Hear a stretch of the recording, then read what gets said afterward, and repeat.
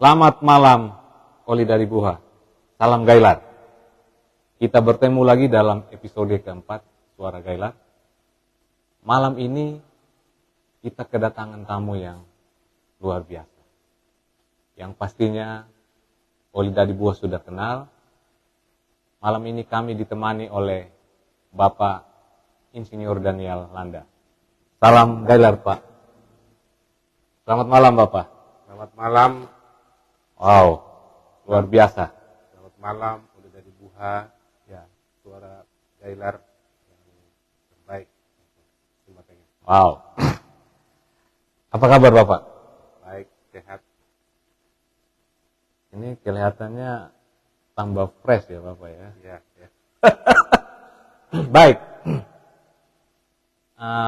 Oli dari Buha yang kami kasihi. Sebelum kita bincang-bincang dengan Pak Daniel Landa,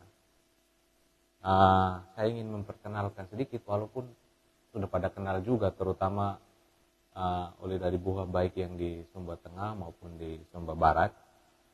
Pak Daniel Landa ini adalah pensiunan ASN. Seingat saya terakhir sebagai Kadis PU di Sumba Barat. Nah, kemudian pasca itu beliau bersama Pak Paulus Kira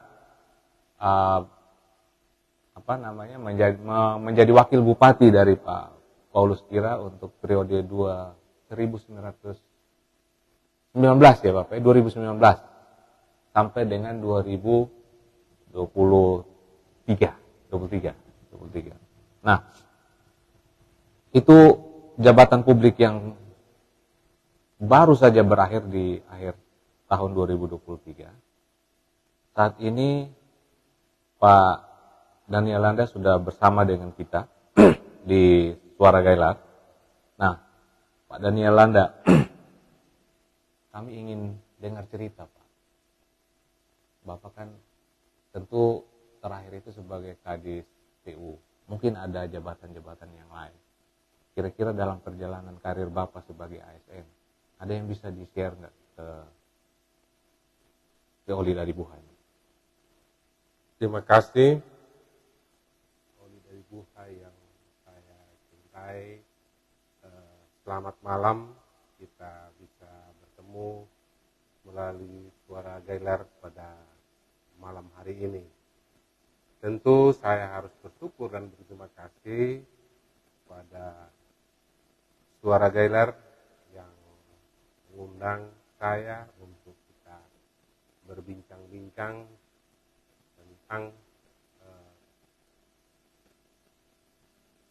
selama ini yang sudah saya lakukan sebagai ASN di Sumba Barat. Tapi sebelum saya berbicara lebih jauh, saya mohon izin, saya ralat bukan Kadis PU tapi Kadis Perumahan. Oh, Kadis Perumahan. Dan juga saya belum pensiun saat itu. Saya mengundurkan diri, saya masih menyisakan masa kerja saya 5 tahun. Oke. Jadi kalau dihitung-hitung baru pensiun sekarang nih harusnya ya? Ya, harusnya pada bulan Agustus yang lalu. Oh ya.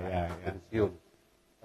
Baik, terima kasih untuk kesempatan yang diberikan kepada saya untuk menyampaikan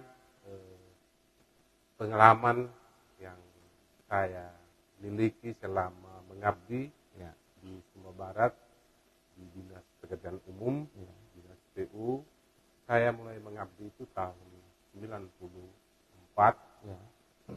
sebagai tenaga honorer, dan saya lulus tes di Kementerian PUPR tahun 99 dan saya mulai karir saya di fungsional selama kurang lebih 9 tahun. 2006 baru saya masuk struktural dan diawali dengan kepala seksi penataan ruang di bidang tata ruang. 2008 saya Kabid Cipta Karya. 2009 kurang lebih 9 bulan di Cipta Karya saya menjadi Kadis Pertambangan. tetap di dinas PU. PU. Ya, ya, ya. 2010 saya Kadis Pengairan kurang lebih 2 tahun, Ya. dan 2013 saya Kadis Bina Marga sampai 2014, 2015 sampai dengan 2017 saya sekretaris PU. Di awal 2017 itu juga saya jadi kadis perumahan sampai saya mengundurkan diri. Jadi selama 7 bulan saya jadi kadis perumahan. Tentu ini pengalaman yang sangat menarik. Selama 24 saya di 24 tahun. 24 tahun saya di dinas PU, tidak pernah pindah. Mungkin saja karena ada perjanjian, saya kan pegawai kementerian. Ketika yang lalu saya dialih statuskan jadi pegawai daerah, pemerintah daerah, saya menyampaikan kepada pimpinan saya di provinsi, mereka mengatakan kalau mereka pindahkan dari dinas PU, kami tarik kembali dan status kepegawaian dari kementerian Pak dapat kembali. Jadi itulah yang membuat mungkin sehingga selama 24 tahun saya tidak pindah dari dinas PU Sumba Barat. Mungkin itu yang dapat saya sampaikan pengalaman saya selama menjadi ASN di Sumba Barat. Baik. Jadi dari Buah rupanya Padan ini punya cerita yang unik. Biasanya orang di pemerintah daerah itu muter-muter tuh dari satu dinas ke dinas yang lain gitu. Tadi saya mau bertanya, ternyata sudah dijelaskan karena status awal kepegawaian Pak Dan Yolanda itu karena beliau adalah pegawai dari kementerian. Itu yang menyebabkan dia tidak bisa dirotasi selama di Sumba Barat. Tapi paling tidak untuk urusan di dinas PU udah katam ya Bapak ya. Baik.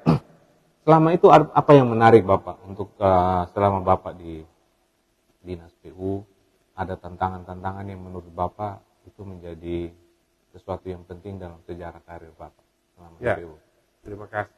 Yang menarik, tahun 99 tadi saya sampaikan saya lulus CPNS. Tapi di tahun itu juga saya diberi kesempatan, diberi kepercayaan menjadi Bakpro. Apa itu Pak? Bagian proyek jalan provinsi yang saat itu kebetulan tim pronya kakak atau senior saya Bapak Monda Kadiwano. Bapak Monda Kadiwano. Pensiun saat ini. Beliau yang di provinsi, saya di kabupaten. Dan juga hal yang luar biasa, sekaligus saya langsung jadi Bakpro atau pejabat pembuat komitmen untuk jalan negara seksi 42 yaitu dari Sumba Barat sampai ke dari batas Sumba Barat yang lalu saat ini batas Sumba Tengah sampai ke sepanjang 72 km. Jadi itu hal yang menarik. Saya masih CPNS, sehingga banyak teman-teman saya yang protes. Tapi pada saat itu kebetulan Bapak almarhum Obed Mumadiata selaku pimpinan dinas mungkin melihat ada hal yang bisa dipercayakan sehingga saya yang diusulkan sehingga senior yang lain itu protes gitu bahwa kenapa saya yang masih CPNS yang dikasih kepercayaan. Maka sekaligus seiring juga tentu banyak tantangan yang menuntut saya harus banyak belajar dan menguasai sehingga tugas yang baru ini tidak menjadi beban tetapi bisa menjawab apa yang menjadi keinginan harapan dari pimpinan ketika memberi kesempatan kepercayaan kepada saya untuk menjadi tim Bakpro atau pimpinan bagian proyek sekaligus juga untuk jalan negara sebagai pejabat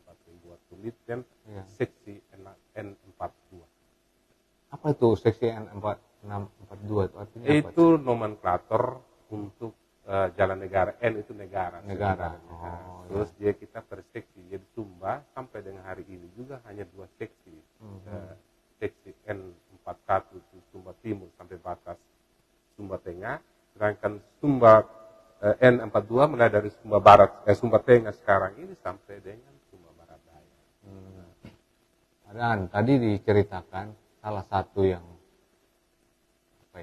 cerita yang menarik dari karir Bapak soal tanggung jawab yang diberikan oleh atasan Bapak untuk menjadi Bak Pro.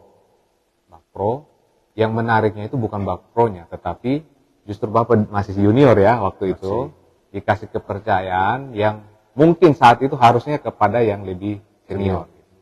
Nah, menurut Bapak, tentu karena dipercaya begitu, kira-kira ada alasan lain nggak? Mungkin kemampuan teknis dan sebagainya, karena saya pikir ini cerita yang bagus juga untuk Oli dari Buha di Suara Gailar ini untuk tahu gitu bahwa kadang-kadang tugas-tugas tertentu itu tidak harus antri lama, tetapi kalau punya kompetensi, punya integritas, bisa dong kita dipercaya gitu. Mungkin bisa di-share Pak.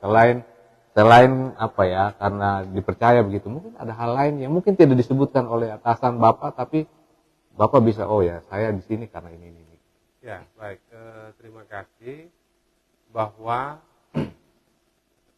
yang saya rasakan adanya kepercayaan kepada saya karena saya orangnya komitmen. Oke. Ya. Jadi apa yang saya katakan itu yang saya lakukan.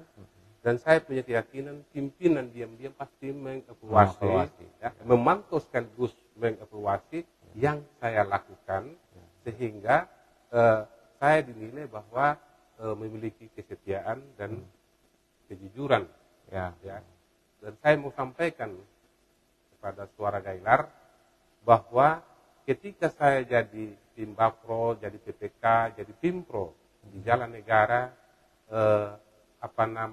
saya tetap punya prinsip apa yang menjadi kewajiban saya itu yang saya laksanakan, dan apa yang menjadi hak saya itu yang saya dapatkan. Nah.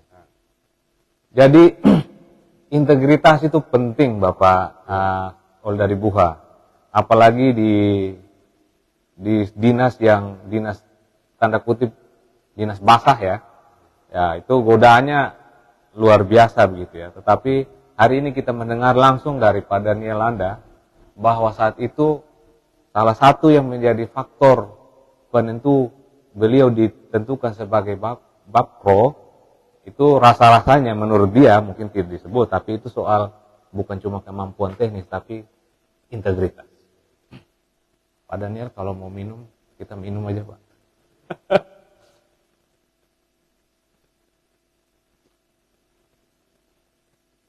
Ini kopi Sumba. Luar biasa. Tapi belum ada merek ya nih kopi Sumba. Kita kopi Sumbanya. Butuh waktu. Butuh waktu. Padahal dari Sumba Barat, kemudian Bapak menjadi setelah berjuang gitu ya, berkompetisi dengan teman-teman Bapak yang lain, kemudian Bapak menjadi Wakil Bupati di Sumba Tengah. Saya lupa ya, Bapak waktu itu sudah jadi Wakil Bupati atau belum ya? Kita jalan ke tempat air Pak di Prekalala. Sudah ya Bapak? Sudah. Jadi Oli dari Buha, Pak Daniel Landa kebetulan sekali bersama kami waktu itu jalan ke Prekalala, itu sumber air yang bagus ada di wilayah Mamboro sana. Tapi seorang wakil bupati jalan menapaki jalan yang curam gitu ya, bersama Kadis PU waktu itu kami bersama-sama ke sana. Nah, saya melihat ya, ada seorang pemimpin yang bisa bersama-sama kami walaupun jalannya waktu itu lumayan berat. Saya sendiri udah tobat ke sana Bapak. Nah, itu di masa-masa awal Pak. Nah, saya ingin mendapat kami ingin supaya Bapak bisa share ke ke Oli dari Buha ini. Apa yang menarik Pak selama Bapak jadi wakil bupati dalam melayani masyarakat di Sumba Tengah? Baik, terima kasih Oli dari Buha, Suara Gailar, pencinta Suara Gailar. Selama 5 tahun menjadi pembantu, Ya. tapi banyak hal yang menarik yang saya dapatkan sebagai pemimpin. Memang harus kita laksanakan dengan penuh tanggung jawab. Jadi selama 5 tahun, kalau tadi saya sampaikan bahwa kita harus memiliki integritas, maka tentu itu juga menjadi salah satu peluang. Walaupun dulu yang lalu itu masyarakat Sumba Tengah belum terlalu mengenal dengan baik, tetapi segelintir sudah mengenal saya karena saya mengabdi 24 tahun di PU.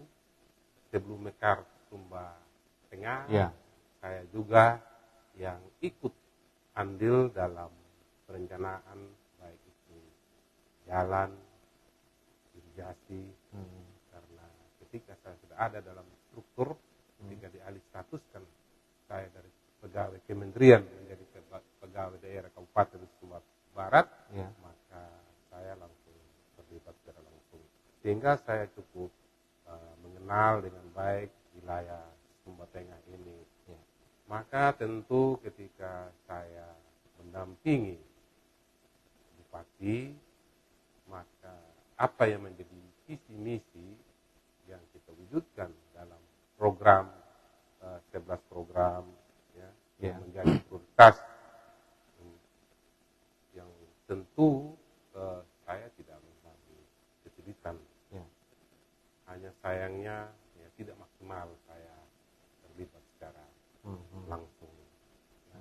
Tidak maksimal saya terlibat secara langsung dalam program-program terlebih yang bersifat teknis, baik itu bangunan, gedung, jalan dan jembatan, irigasi yang ada di Sumba Tengah ini.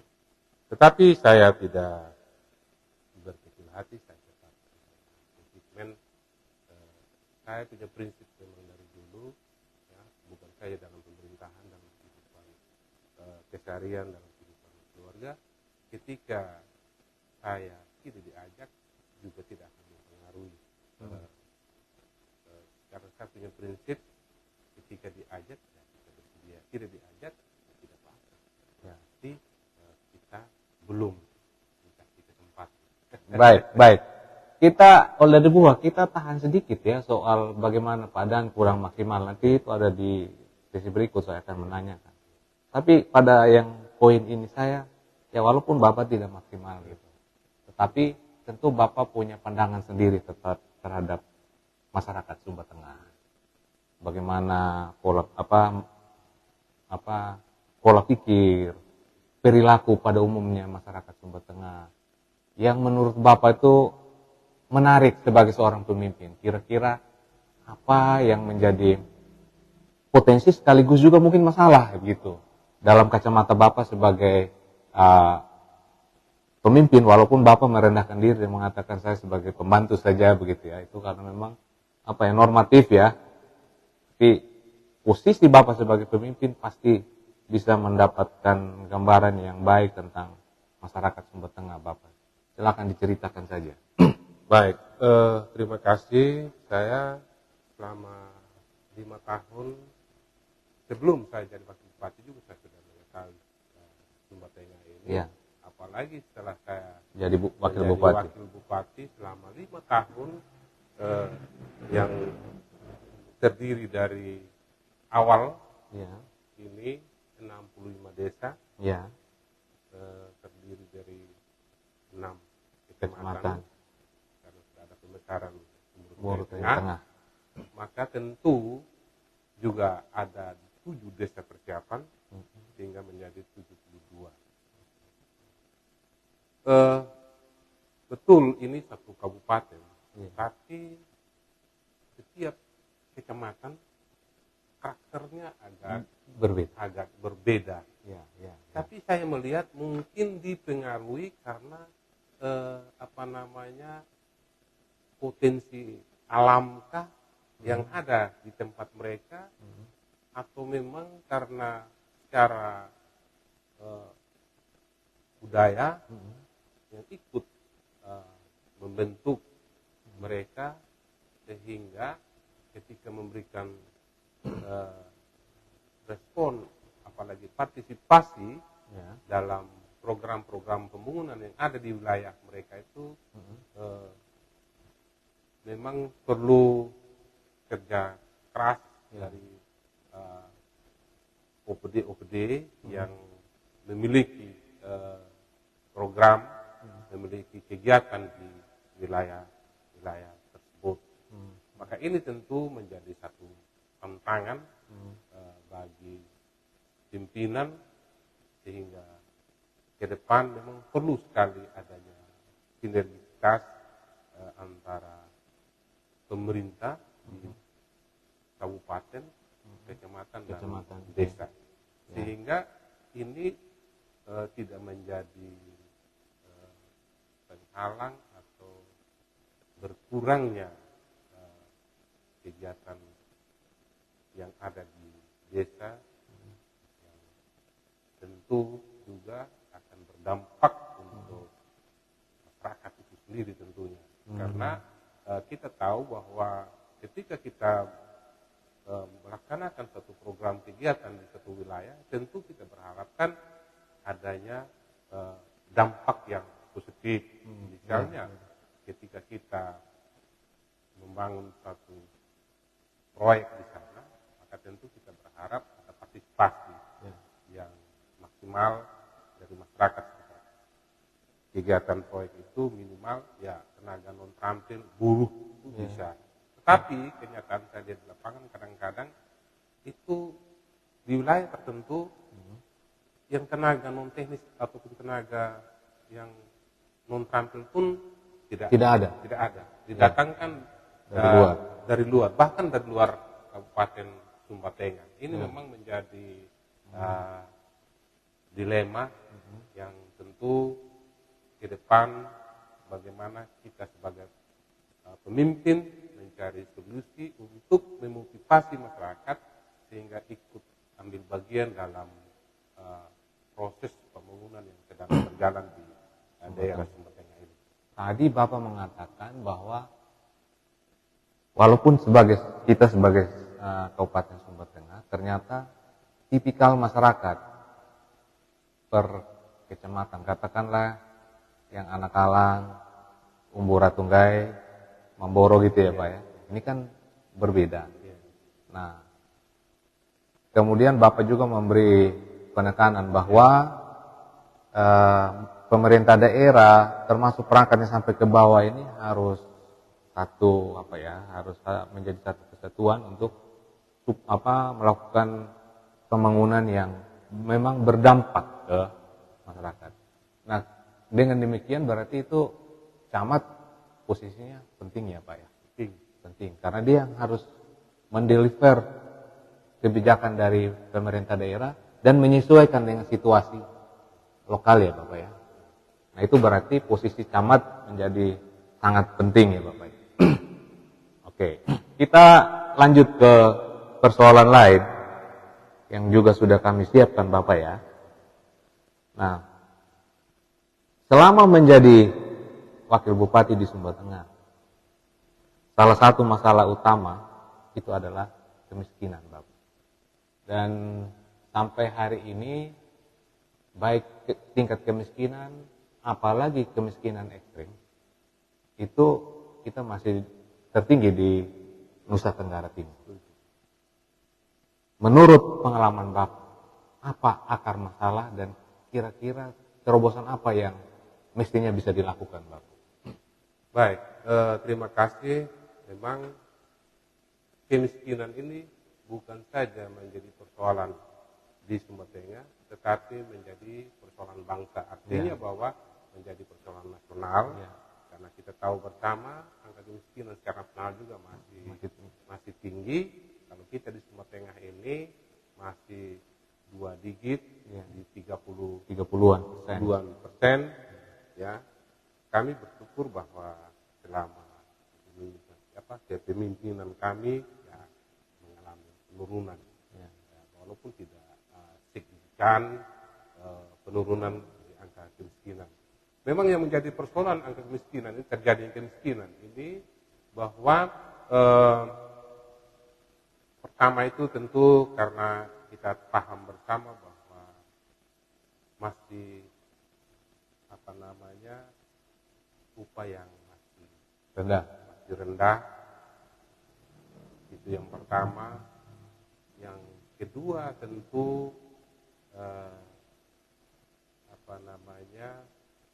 pengangguran yang masih tinggi dari tahun ke tahun, dan belum tersedianya lapangan kerja, dan tentu juga ikut menunjang meningkatnya kemiskinan ini karena rendahnya pendidikan, dan juga tentu ada bencana alam. Tapi ya kita bersyukur di Sumba Tengah ini tidak terlalu terasa akibat bencana alam, apalagi peperangan. Ya kita berdoa bersama sehingga bangsa kita ini, negara kita tidak mengalami peperangan.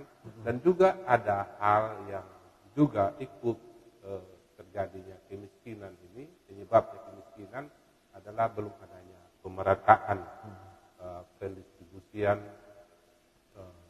kesempatan dalam kerja. Baik Bapak, kemiskinan ini memang seperti benang kusut ya Bapak ya. Kita tidak tahu kita harus analisa sedemikian rupa supaya bisa tahu akar masalahnya dari mana. Untuk mempermudah diskusi kita soal kemiskinan ini, saya masuk ke 3 hal saja soal kemiskinan. Kemiskinan yang sifatnya natural, memang datang dari kelompok yang miskin, lingkungan yang dengan lingkungan yang tidak mendukung dan sebagainya, sumber daya alam yang tidak memadai. Itu satu. Terus yang kedua itu ada juga kemiskinan kultural Pak. Ya, karena budaya, mindset, akhirnya kita tidak maju-maju. Kita tetap berada dalam kubangan kemiskinan. Terus yang ketiga, ada yang namanya kemiskinan struktural. Ini yang dipengaruhi oleh kebijakan pemerintah.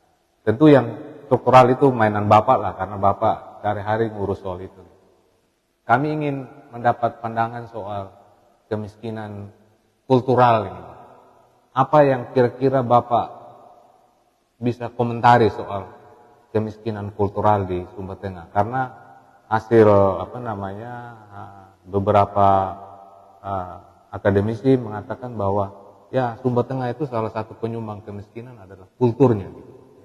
Bisa dikomentari Pak? Saya sangat setuju. Memang ini menjadi tantangan kita bersama, terlebih para pemimpin yang ada di daerah ini. Maka tentu perlu kita duduk bersama untuk mencari solusi dengan melibatkan tokoh-tokoh masyarakat yang tentunya di dalam, kalau kita di Sumba ini khusus Sumba Tengah, namanya tokoh, dia juga menjadi penguasa lahan,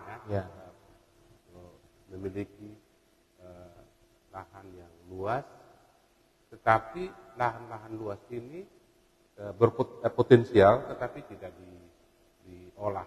Sedangkan dari satu sisi ada saudara kita yang belum atau tidak memiliki lahan, yang kalau memiliki lahan tapi mungkin sangat terbatas dan tidak potensial. Maka inilah hal-hal yang memang perlu dipikirkan dengan baik ke depan, sehingga bisa kita satukan persepsi, sehingga kemiskinan kultural ini tidak menjadi penyumbang kemiskinan lagi ke depan khususnya di Sumba Tengah. Baik, ini Polda Buha. Jadi yang maksudnya Pak Dan Nirlanda ini adalah soal distribusi aset. Distribusi aset yang tidak merata. Orang yang punya banyak aset tapi asetnya tidur. Di pihak lain ada orang yang tidak punya aset atau asetnya sangat sedikit, tapi dia juga tidak mau kembangkan usahanya, dia tidak punya, gitu. Sangat terbatas. Itu yang Pak Daniel maksudkan tadi ya Bapak ya. Nah, saya lebih lanjut lagi Pak soal kultural ini. Budaya boros Bapak. Kita ini sudah miskin, boros pula gitu. Berhutang lagi, kemudian gadein aset lagi, bahkan sampai lepas gitu ya. Saya pernah ada saudara yang menceritakan ke saya bahwa dia terpaksa menggadaikan tanahnya satu-satunya itu untuk hidupnya hanya karena mama mantunya meninggal dunia. Nah, buat saya Pak, itu masalah. Nah, menurut Bapak bagaimana sebagai pimpinan, mantan pimpinan di daerah ini? Ya, memang jujur saya juga ikut bergumul terkait dengan kemiskinan ini yang disebabkan oleh budaya.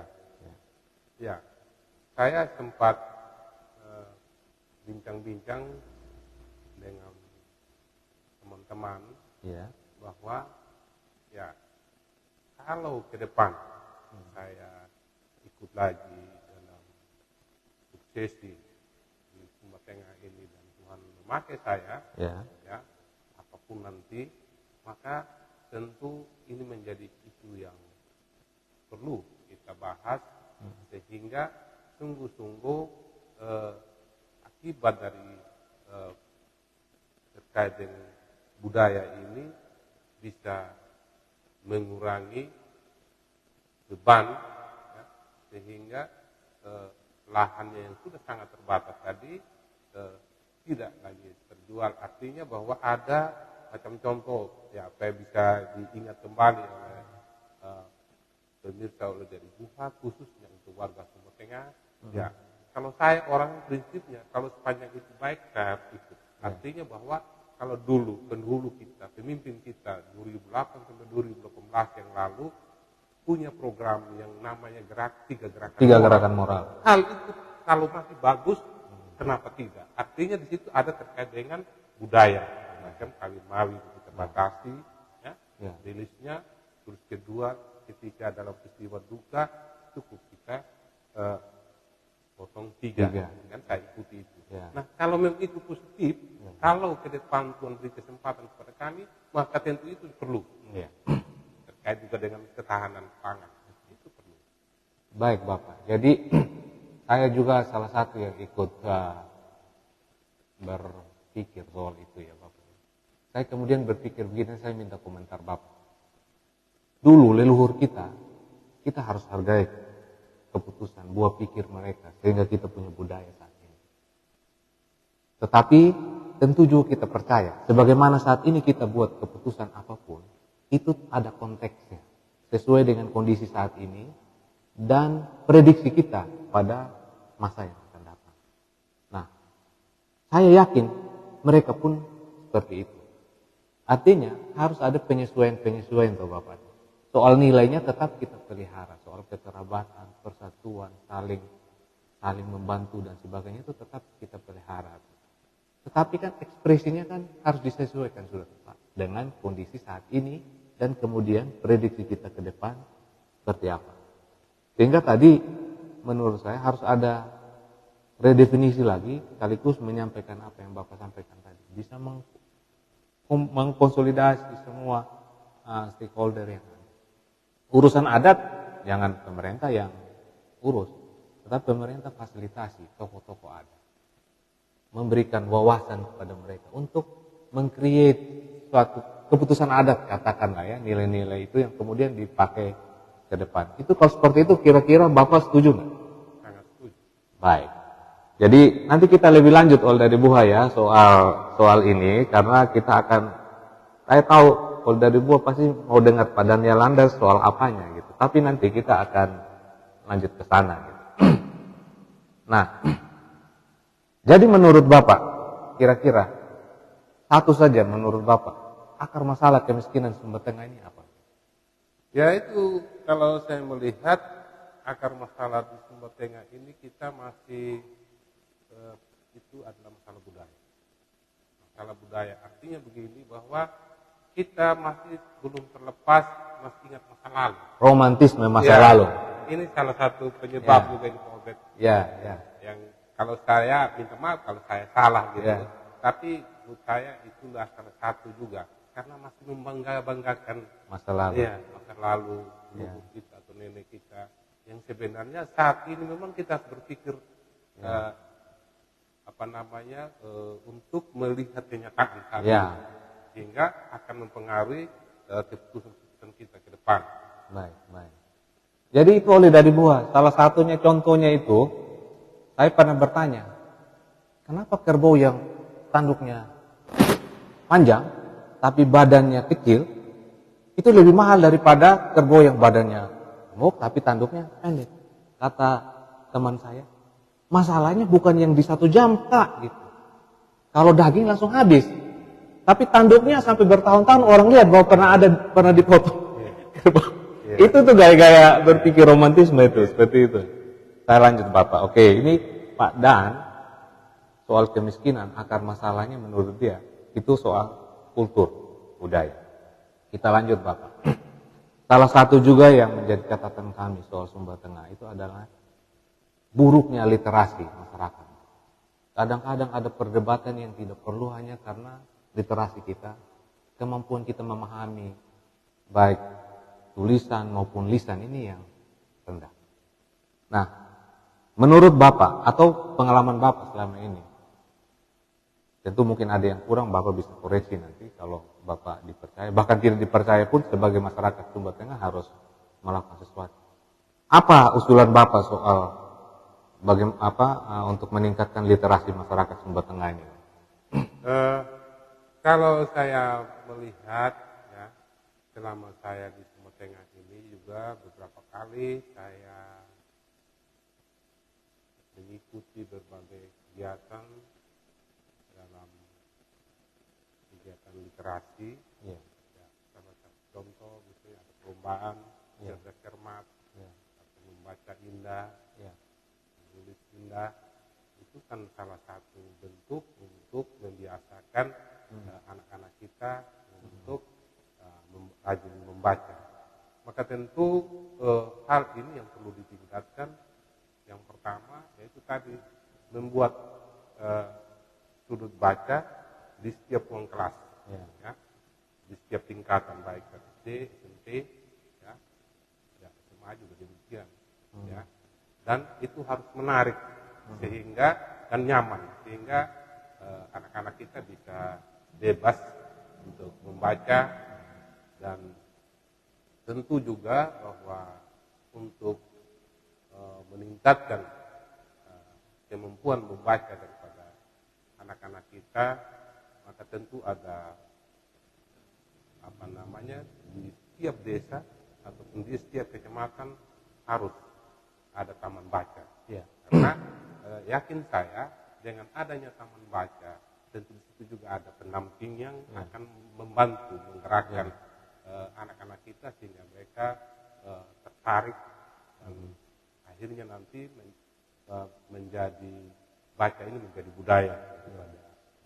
Karena saya baca di literasi, ya, ada negara-negara maju pada umumnya Eropa, itu mereka karena kebiasaan membacanya sangat bagus, tinggi, sangat bagus. Bahkan kalau mau ngomong dari tingkat pendidikan, memang di negara-negara maju tingkat pendidikannya itu sarjananya itu sudah sangat tinggi persentasenya. Jadi kalau dibandingkan dengan kita di Indonesia memang masih sangat rendah karena kita masih mengalami adanya putus sekolah dan sebagainya. Maka tentu perlu untuk macam saya lihat juga ada beberapa sekolah di sini yang saya menyebutkan sekolah itu ketika yang lalu saya masih aktif, itu ada sekolah-sekolah yang sebelum mulai jam pelajaran 15 sebelum mulai jam pelajaran itu mereka diwajibkan untuk membaca. Nah, ini salah satu upaya-upaya untuk membiasakan anak-anak didik itu untuk rajin membaca. Membaca. Baik, Bapak. Memang pertanyaan ini muncul karena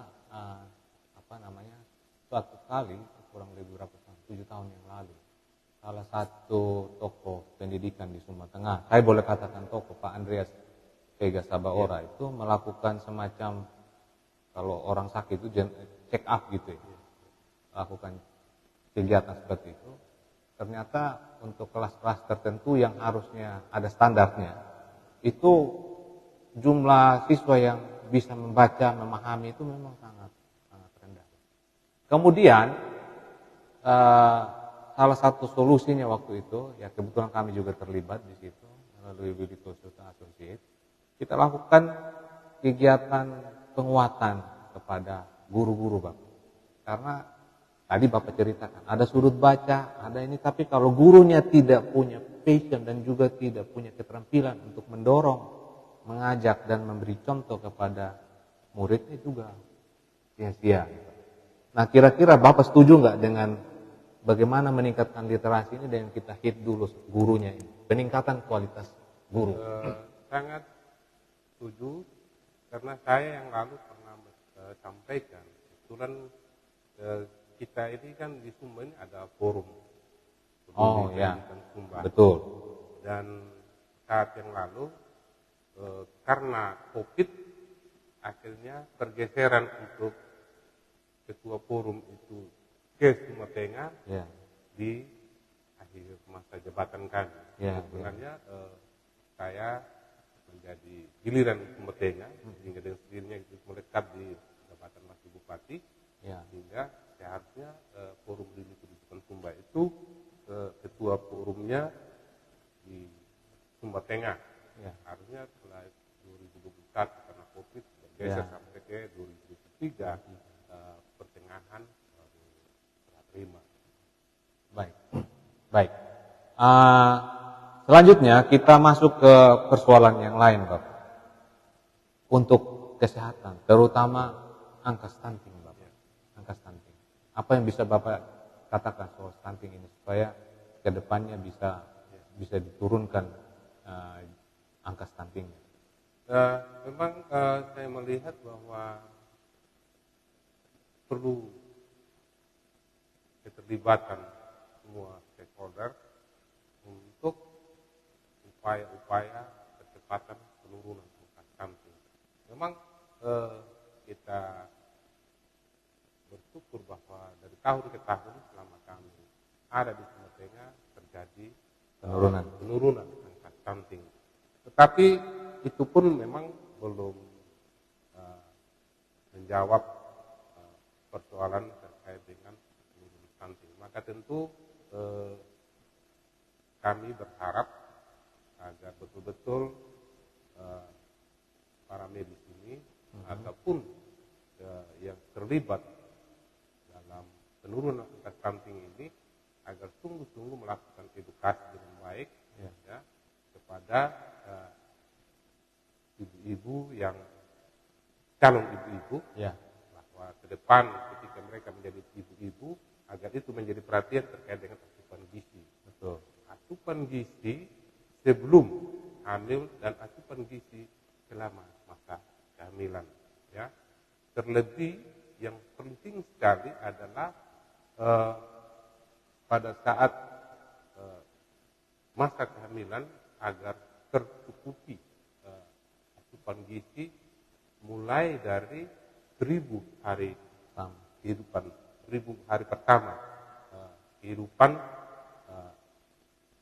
mulai sejak terbentuknya sel telur sampai dengan usia 2 tahun, dan tentu juga yang penting terkait dengan ASI. Ya. Kalau saya melihat saat ini terjadi pergeseran ibu-ibu milenial zaman sekarang ini untuk ASI bayi mereka itu kadang-kadang di tempat khusus atau tempat yang tertutup. Kalau pengamatan saya dulu, orang tua dulu di tempat umum sekalipun ketika anaknya menangis minta susu, dia langsung kasih susu, dan bahkan bukan hanya 6 bulan, sampai lebih dari 6 bulan, bahkan sampai tahun. 2 tahun. Ya, sampai 2 tahun. yang ini sebenarnya yang perlu kembali juga kita lakukan edukasi. Ya, mungkin kalau ibu-ibu di perkotaan tidak sulit, tapi ibu-ibu di pedesaan juga perlu kita pastikan kepada mereka agar hal ini menjadi perhatian. Jadi oleh dari Buha, tadi Pak Dan sampaikan, soal stunting ini bukan urusan ibu hamil saja. Bahkan itu urusan calon ibu. Calon perempuan-perempuan itu di usia remaja sudah harus mempersiapkan dirinya agar rahimnya itu menjadi rahim yang subur untuk tumbuh kembangnya janin kemudian menjadi bayi. Itu yang Pak Daniel sampaikan. Lalu kemudian soal pentingnya ASI, air susu ibu. Nah, mungkin usia milenial ini gak ngerti kenapa tadi Pak Daniel sampai katakan bahkan sampai 2 tahun. Nah, saya cerita ya. Kalau saya sekarang itu orang tua saya, mereka jaraknya itu Bapak 2 tahun. Kakak lahir, kemudian kira-kira 2 tahun lebih lahir lagi. Itu sebenarnya kan dulu belum kenal KB. Itu soal masalah susu. Begitu susu sudah tidak ini, kemudian suami dan istri melakukan hubungan, jadi lagi. Gitu. Itu pertanda bahwa memang dulu bayi-bayi itu minum susu ASINya lama gitu. Sedangkan sekarang dengan berbagai masalah atau ya mungkin soal budaya yang mulai mengikuti modern gitu ya. Jadi bayi cenderung didorong pakai susu formula. Terus malu juga kita sekarang. Kalau dulu mama kasih susu ASI tidak ada tidak canggung gitu. Biasa saja. Tapi bukan berarti kalau kita karena malu kita tidak berikan ASI toh Bapak. Banyak aja caranya untuk menutup aura dan sebagainya. Oke, kita lanjut Bapak. Nah, ini kita sampai kepada yang menarik ini Bapak. Jadi banyak yang japri ke saya ini Bapak. Tolong tanyakan kepada Nelanda nanti. Apa nanti mau maju lagi calon bupati kah 2024 begitu? Gimana Bapak? Baik, tentu pasti ikut. Pasti ikut ya, kalau dari Buah pasti ikut. Kemudian kepala daerah, wakil kepala daerah. Ya. Tetapi ya saya harus sampaikan juga untuk pencinta suara Gailar dari Buha bahwa saat ini memang saya dengan Bapak Merdeka Jarawoli, Bapak Toya masih masa pacaran. Artinya bahwa ada komitmen-komitmen yang sedang kami bangun ya. Dan itu nanti jawabannya setelah pemilihan legislatif. Baik, ini pertama pasti ya. Terus yang kedua, calon mau jadi bupati atau wakil bupati. Tadi Pak Daniel nggak ngomong bupati saja loh, jadi wakil bupati. Cocok banget dengan pacarnya. Yang lalu ngomongnya begitu juga ini, Bapak Toya gitu. Jadi jangan galau ya, oleh dari Buha.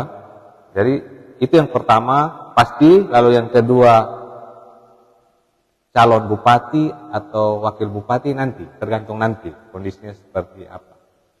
Terus sudah di state ini pacarnya itu adalah artinya baik calon wakil ataupun calon bupati itu Dr. Andus Umbu Neka Jarawoli atau Bapak Toya yang lebih familiar dipanggil Bapak Toya.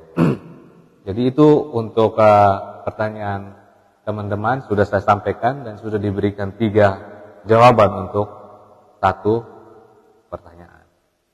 Kemudian apa rencananya Pak? Bukan rencana strategis ini. Jadi dalam rangka supaya dari pacar meningkat jadi kalau di adat itu kan kita pemaman. Itu gimana Pak? Saya harus menyampaikan kepada oleh Buha suara Gailar yang saya cintai bahwa memang kami sudah komitmen bahwa kami berpacaran, ya. Tapi pasti kami maju cepat. Apapun itu hasilnya setelah pileg. Ya. Dan kami sudah berjalan untuk meyakinkan, untuk memastikan kepada rakyat, masyarakat, dan keluarga yang ada di Timur Tengah. Ya. Kalau saya saat ini sudah 500 lebih tempat yang saya kunjungi, Wow. dan pada umumnya responnya sangat-sangat bagus, Ya. mendukung kami berdua. Jadi di setiap kesempatan mereka selalu bertanya pasangannya siapa. Jadi kami menyampaikan Bapak Uli atau Bapak Toya. Ya. Dan selalu juga mereka bertanya posisi, saya mengatakan posisinya setelah pileg. Ya. Ya. Baik, Bapak, saya harus jujur ini. Sebelum kan kami biasa 2 hari atau paling tidak sehari sebelumnya kita promo siapa yang akan menjadi tamu kami, Pak. Begitu nama Pak Daniel keluar, animo ininya cukup tinggi. Mereka menitipkan beberapa pertanyaan, boleh Pak ya? Nah, yang pertama tadi sesuai dengan yang Bapak sampaikan di awal, Bapak kurang maksimal menjadi wakil bupati. Why? Mengapa katanya? Gitu. Ya, saya harus katakan kan saya ini orang yang terbuka, Ya. bicara apa adanya, ya karena sudah tidak sejalan. Baik. Ya, komitmen yang kami pernah buat itu tidak konsisten. Ya. Ya. Dan yang tentu saya hanya mau mengutamakan bagaimana Sumber Tengah pelayanannya tidak terganggu, sehingga hampir 5 tahun itu ya yakin saya semua orang akan bertanya-tanya, Ya. tidak ada gejolak. Ya, ya, Tapi itulah saya. ya, Artinya bahwa selama 5 tahun walaupun saya diperlakukan seperti itu, tidak ada pun contoh ya sebagai Ya. manusia.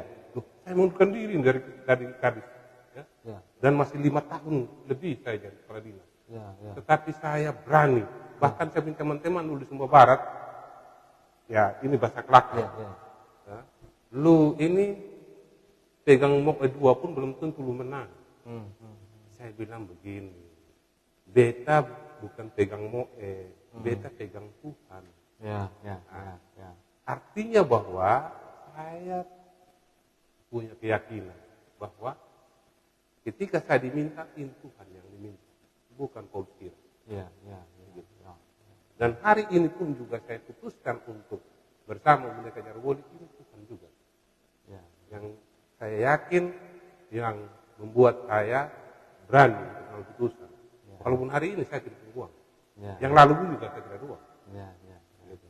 ya, Tidak masalah. ya. Karena uang bukan segala-galanya. Kalau Tuhan sudah buka pintu, Tidak ada seorang pun tidak yang ada datang. seorang pun, siapapun dia. Ya, Tentu itulah keyakinan yang membuat saya tetap bersemangat, ya, sehingga saya tadi sampaikan bahwa sudah 500 lebih titik di seluruh Sumba Tengah ini saya jalan. ya, ya, Memang saya jalan tidak perlu orang tahu, ya, ya, ya, ya, ya. sehingga saya bawa otomobil ini. Ya, ya, ya, ya, ya, ya. Jadi tiap hari saya antar istri saya ke sekolah, setelah itu saya jalan.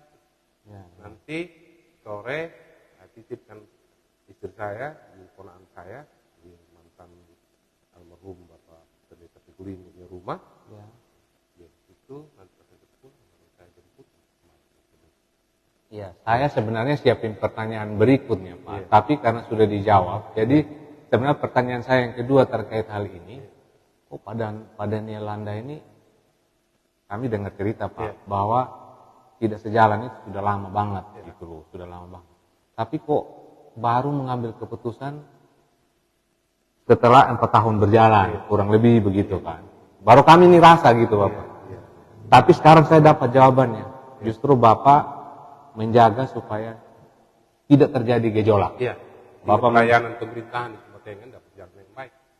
Baik. Jadi oleh dari gua, ini yang bertanya-tanya, kenapa Pak Daniel Landa terlalu sabar sekali begitu? Ternyata di balik kesabaran itu justru untuk menjaga stabilitas politik, stabilitas program-program yang dijalankan, walaupun mungkin Pak Daniel Landa merasa tidak maksimal ya Bapak. Baik Bapak. Jadi susah juga nih kalau saya mau tanya soal 11 program strategis ke Pak Daniel Landa. Kami sebenarnya ingin bertanya itu Bapak. Dari 11 program strategis yang Bapak galangkan, kira-kira mana yang Bapak bisa banggakan hari ini? Ya, yang saya bisa banggakan sebenarnya dari 11 program strategis ini ada 3. Ya. Yang pertama terkait dengan beasiswa miskin, Ya. yang kedua terkait dengan energi, Ya. yang ketiga terkait dengan rumah sendiri. Ya. Kenapa hal ini? Karena saya berpikir bahwa siapapun yang jadi pemimpin di daerah ini, bahwa hal ini menjadi hal yang perlu untuk dipertahankan, untuk dilanjutkan.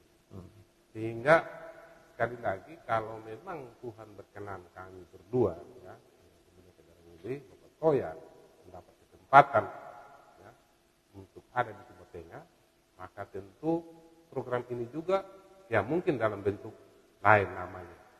Artinya bahwa menunjukkan bahwa kita punya kreasi, punya inovasi, maka tentu saya harus sampaikan oleh dari Buha, Suara Gailar yang saya cintai, bahwa ke depan tentu saya harus punya program kolaborasi. Dan tadi saya sudah sampaikan bahwa terkait dengan 3 dasar moral itu masih relevan, kenapa tidak? Betul. Juga yang ada di 2018 sampai 2023, dan tentu ketika ke depan kami bisa dipercayakan, maka program kolaborasi itu yaitu tadi termasuk tentu ada program-program juga yang baru yang kami dapatkan bukan karena kami mau gagah-gagahan, tetapi hasil kunjungan kami di tengah rakyat, dengan kerabat, di tengah keluarga, yang menjadi aspirasi yang kami tangkap untuk kami tuangkan dalam bentuk program. Dan tentu kami punya keyakinan ketika program-program yang kami angkat ini sungguh-sungguh menyentuh keinginan, harapan daripada masyarakat, maka tentu program itu akan didukung sepenuhnya. Baik Bapak, jadi oleh dari Buha, untuk 11 program utama beliau yang lalu, ada 3 yang menurut Pak Dan itu bagus, soal rumah mandiri, soal beasiswa, dan soal air. Jadi, supaya teman-teman juga tahu, ini ada yang posting Bapak beberapa minggu yang lalu, bahkan sebelum Ibu Neka Jarwo bicara dengan kami di sini. Di posting itu gambar Bapak bersama Ibu Neka lagi di Eropa Bapak. Jadi rupanya, dan setelah saya cek, itu waktu Bapak lagi pergi ke Ceko untuk ngurus air gitu. Ngurus air. Jadi saya berguru sama Pak Ibu Neka, ini rupanya urusan air yang bikin Bapak berdua jodoh gitu. Ya.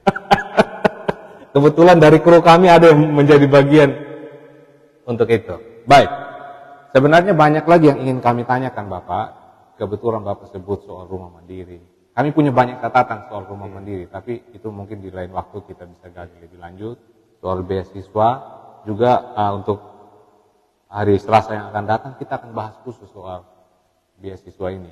Terus yang ketiga soal air, yaitu juga banyak harapan soal air. Nah, kita tinggal punya waktu beberapa menit, mungkin 1-2 menit Bapak. Bisa sampaikan closing statement untuk saudara-saudara Ola di Buah kita. Bapak mau pakai bahasa Mamboro boleh, bahasa anak Karang boleh, Umbura Tunggai boleh, bahkan kalau bisa bahasa Weluri juga boleh Bapak.